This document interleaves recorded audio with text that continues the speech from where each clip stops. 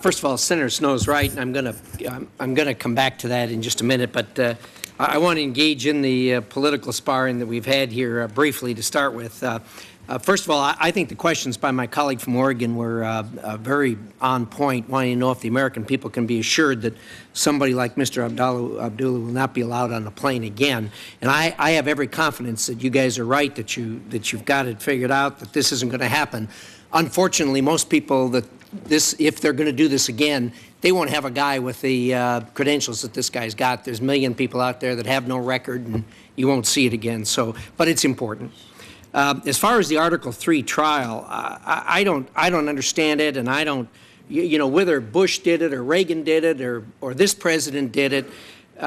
When it comes to a combatant, they're all wrong on this. Article 3 courts were put together for the protection of a United States citizen. It is expensive to try someone in Article 3 court. It is a great protection that most of the world doesn't have. Certainly, people who come to here that are foreigners that attack us are not entitled to an Article 3 trial. So I don't care who made the decision, what party they're in, they're dead wrong on it. Guantanamo, yeah, it's a political issue only because it became a political issue during the last campaign. Every one of us here has met with people from the Arab world and what have you. The flashpoint for them is not Guantanamo, it's Israel, as was pointed out, and I'd like to associate myself with remarks from Senator Hatch. Let's talk about Miranda for a minute. Let me try to put this in perspective for you. I used to be a prosecutor. In fact, I was a prosecutor when Miranda was decided. We all thought it was the end of the world. Turned out it wasn't. But we learned a lot of things from it. Miranda simply, the court said, look, in America, we are not an inquisitorial criminal process. We are an accusatorial criminal process. That means the government's got to accuse you, they got to prove it, and they don't have, you don't have to come up with any information to help them do it. That's what Miranda was all about. Again, it was done for the protection of United States citizens living under the United States Constitution and not for foreigners. Miranda is simply an exclusionary rule. Now, I think most people in this room know what an exclusionary rule is. You don't go to jail if you're a police officer because you don't Mirandize someone. The case doesn't get thrown out because you don't Mirandize someone. The only thing that Miranda does is it excludes any evidence that the police got because they didn't give the guy his Miranda warning. All right, let's take the Christmas Day bomber. Somebody tell me why he had to be given his Miranda warnings. With all due respect, Mr. Mueller, and by the way, thank you for all what you do. You guys have tough jobs, and I appreciate it. But with all due respect, you didn't need to give this guy Miranda in order to have a legitimate criminal prosecution. You had 200 witnesses that saw what he did. You didn't need a confession from the guy. And anything you got out of him, if you didn't Mirandize him, couldn't be used in a court of law. But who cares? You got all kinds of eyewitnesses. You were going to convict him. I would hope you'd go back and look at this again and understand that the Miranda rule is simply an exclusionary rule.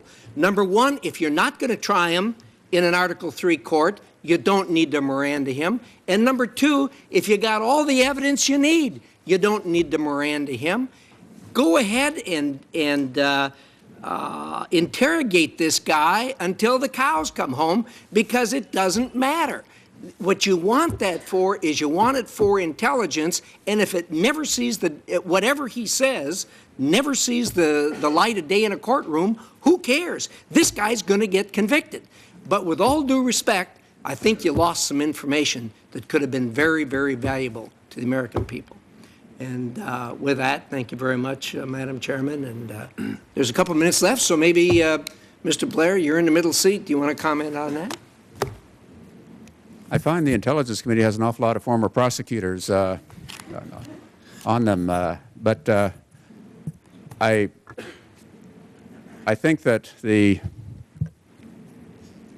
the balance that we're trying to strike, it's interesting. I hear these same conversations inside the executive branch when we have our meetings on the same subjects. I mean, these are not easy matters, and somebody would have found the absolute perfect way to balance to balance the prosecution and intelligence value before now if it had been right there. So Well, I just say these are balanced cases, and we could talk about individual ones, but we need to keep all the tools out there.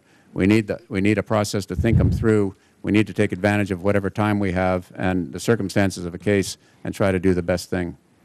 Well, Mr. Blair, let me disagree with you as far as this being a balancing matter. This is not a balancing matter. The question is, whatever I get out of this guy, do I need it in a court of law?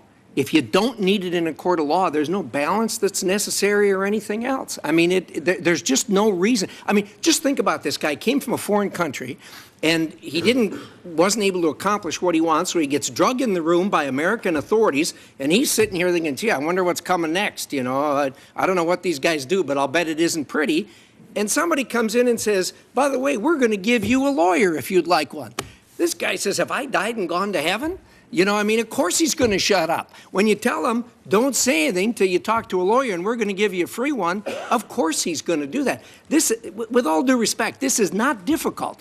It's really simple. Do you need the statement in court or do you not need the statement in court? And if you don't, wring everything you can out of that guy. Madam Chairman, I'm done. May I just add one thing? Yes, you may, Mr. Muller. I don't disagree with much you've said, Senator. But I will say that you are looking at it in the rear mirror. And I appreciate the decisions that are made, you are assuming that at the point in time decisions are made, we have a full understanding of the case that we have against him. And this is but 5-6 hours afterwards, 4 or 5 hours after he's gotten off the plane. And so I don't disagree with a lot you say, but by the same token, you're looking at it in the rearview mirror, and if you put yourself at the time and the decisions that you have to make at that time, you may come down on the other side. And Mr. Mueller, I don't disagree with that, but in this case, I'll bet you guys had talked to about 6 people that saw exactly what he did and knew you had an airtight case against this guy. Sure. We were out interviewing that afternoon the passenger in the plane, but the results of those interviews we don't get until late tonight or late that night or the following day. The first information we have off the plane, when our agents are out there, is saying there's an individual who set off some firecrackers on the plane. And that's the first information we have. And so, as you well know as a prosecutor, as the day goes forward and the events, that you get pieces of information at a particular point in time. The other point I would make is that, again, as I made it with Senator Snowe, is this is a continuum over a period of time. And what happens on that day happens on that day. But do not discount what has happened or what does happen after that in terms of gaining that intelligence. And that's fair. Thank you, Madam Chair.